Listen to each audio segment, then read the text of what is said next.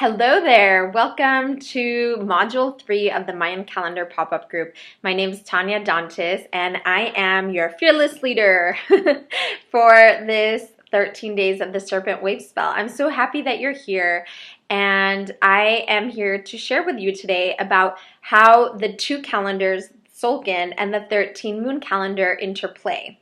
So I'm also going to touch on a couple little loose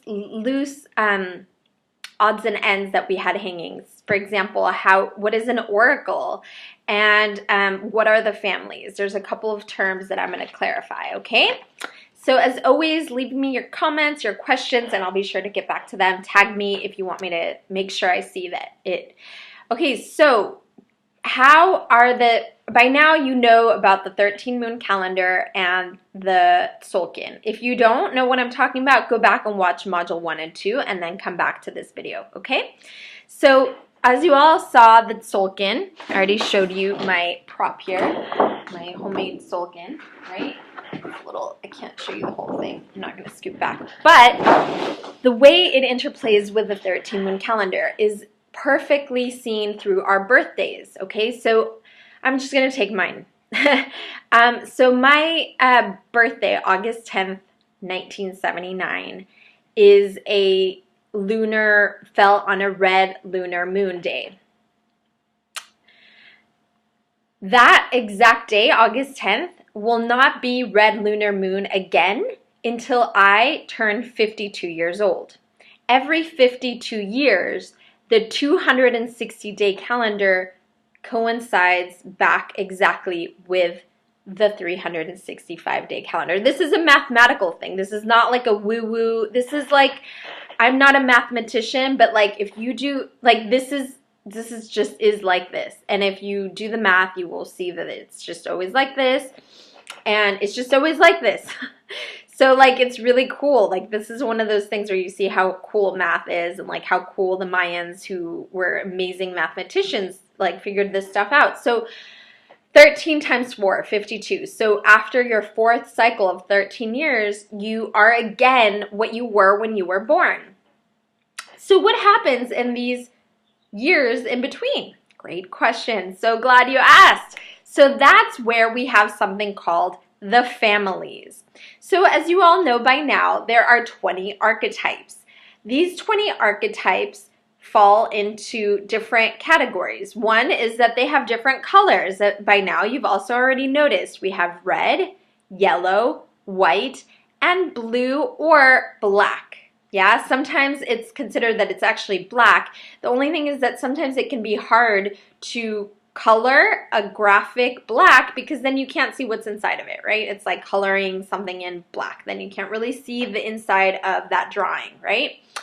So these four colors, yeah, that's something to notice. The colors mean something. Yes, they do.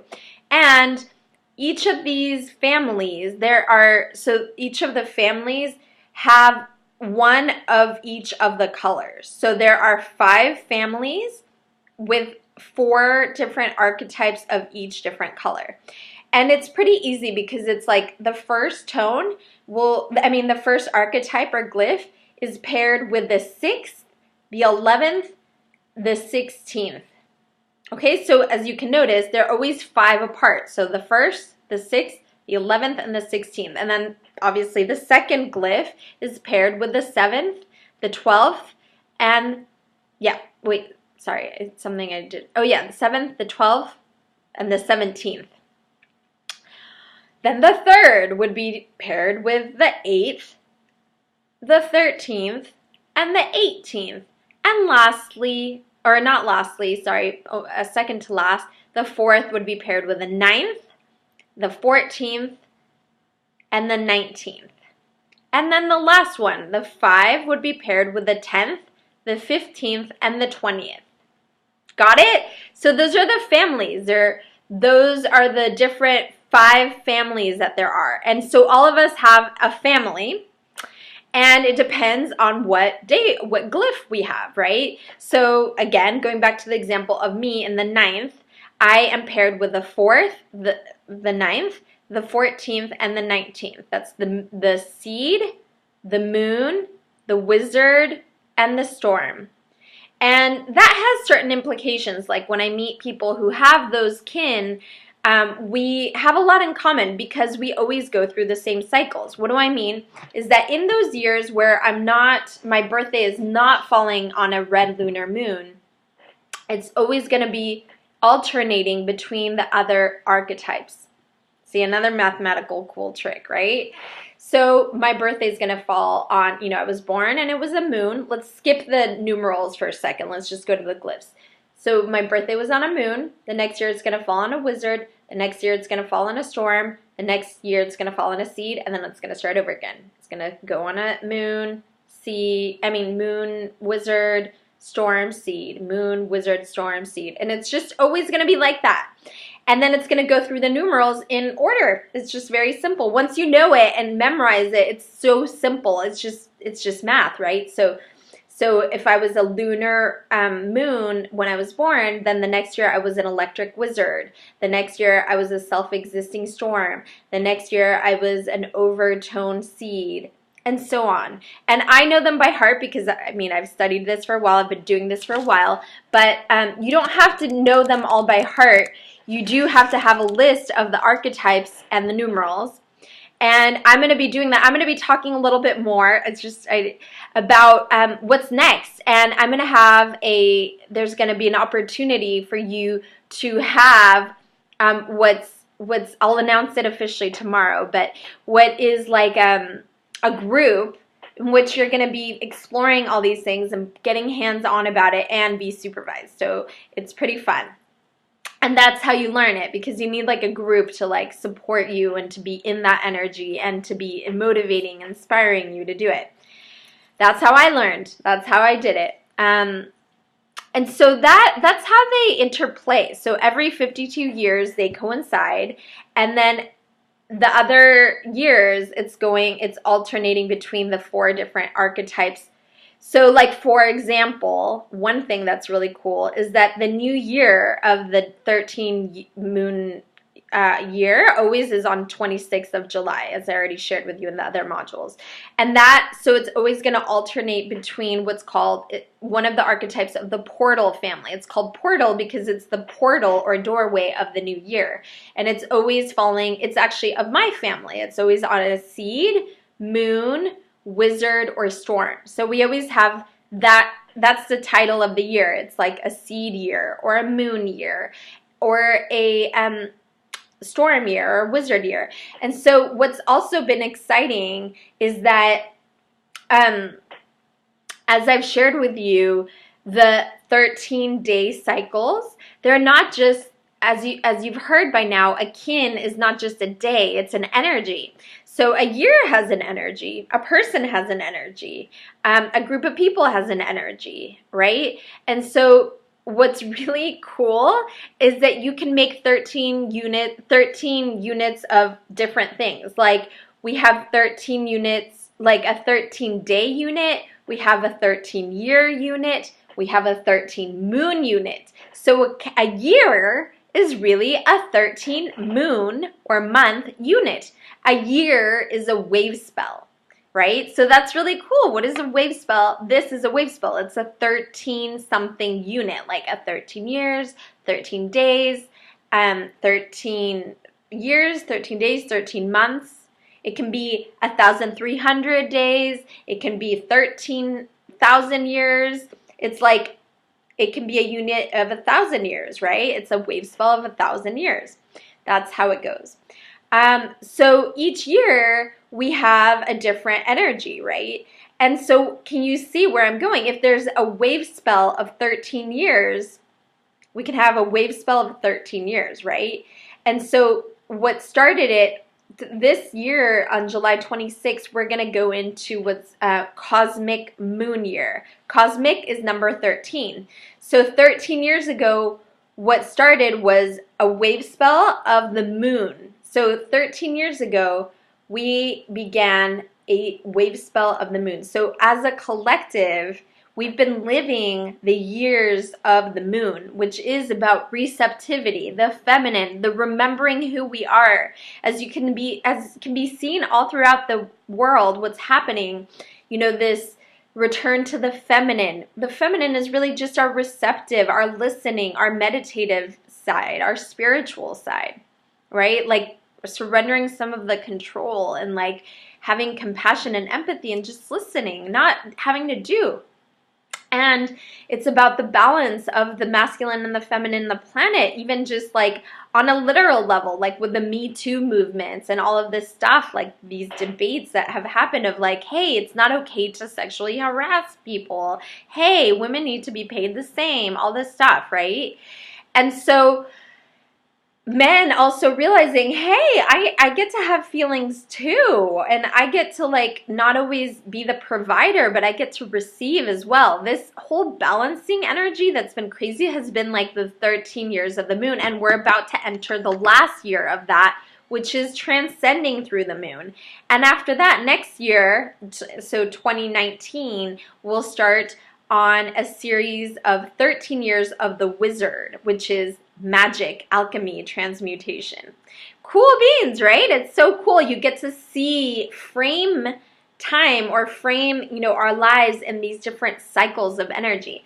And we have that too. We have 13-year cycles in our life. It's so cool.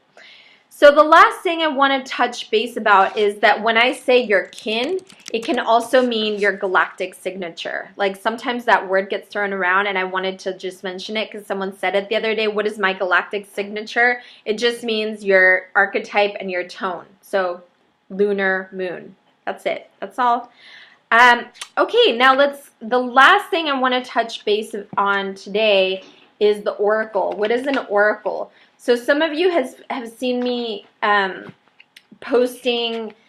Some days I post like here it is. Okay, I post something like this, right? Where there's like a glyph in the middle, and then there's 4 surrounding energies. And I know this is a lot of information, so if you want to take a pause right here, pause it right now.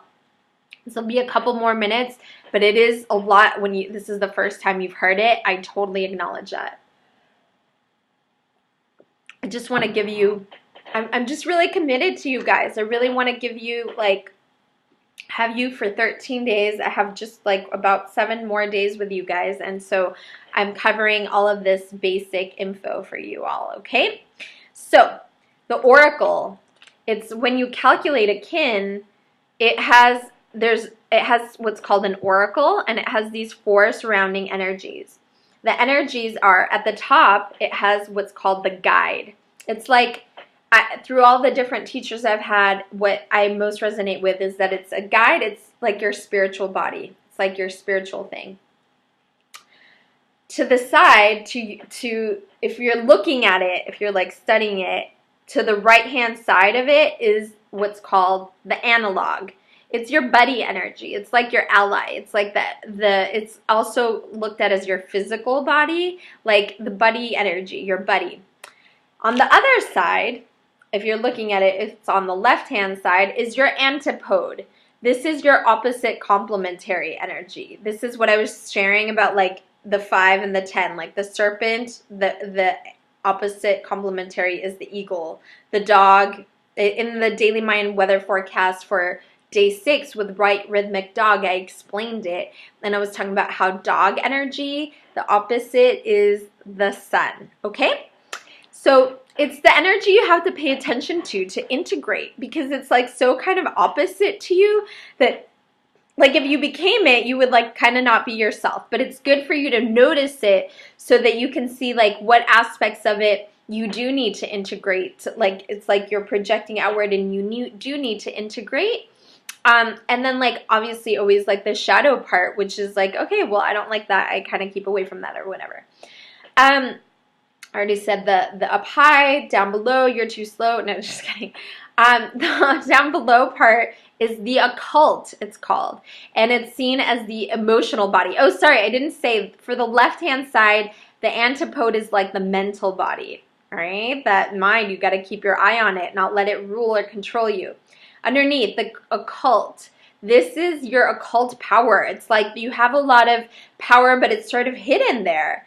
And it's seen as your emotional body. How beautiful are these analogies, right? And it is like the emotional body, it's an tap source sometimes of power until we really like learn to tune into it, and then it becomes our GPS, right?